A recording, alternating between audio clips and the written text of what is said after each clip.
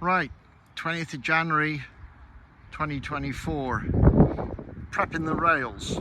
Now I've got all the posts in and I've been around and creosoted all those because some of them were I got from a friend, and it all just looks better, doesn't it?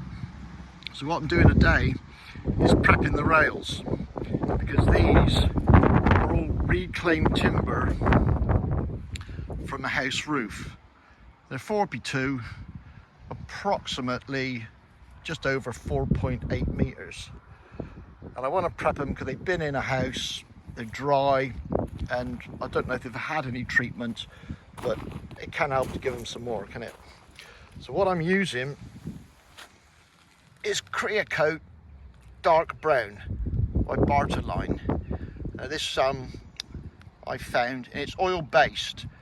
I think this can, 20 litres, was 51, 52 pounds, something like that. As close as I could find to the old school creosote that burnt your skin and your eyes out and was a real good bit of kit. Anyway, what I've done, I've mixed it 50-50 with oil, just waste oil, to try and make it go a bit further.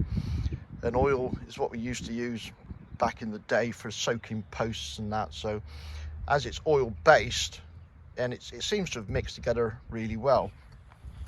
What I did with the posts before I put them in is actually, you can just see the bottom of that post is a bit darker.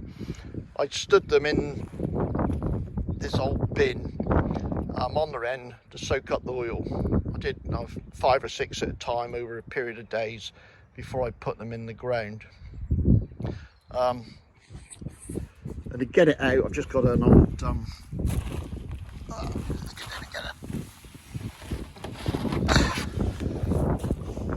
old milk jug that I've cut out a bit so I can scoop it up and put it in my bucket with a brush, just to save it getting all over your hands. Obviously I'm wearing gloves with this just so it's not staining my hands. And what we're doing is sticking up on axles. These are wet now, so I've just put them here to dry out. So I figured it's easier to prep them all. Obviously I can't do the ends because they'll be cut, but prep all the lengths now up on trestles, so it's easy to do and easy to reach. And then when they're done, they'll look like that with a bit of protection on them. I did learn from what I told myself last time and put them on some bits of wood just to keep them off the grass, just to keep the mud off them. And also, note to self, if you are stacking timber and you're not getting to it, separate it all a little bit. Even if you just put something just to let the wind get in, because you can see there where they've been stood, the water's got in, but the air can't get around it to dry out, so they've stayed wet.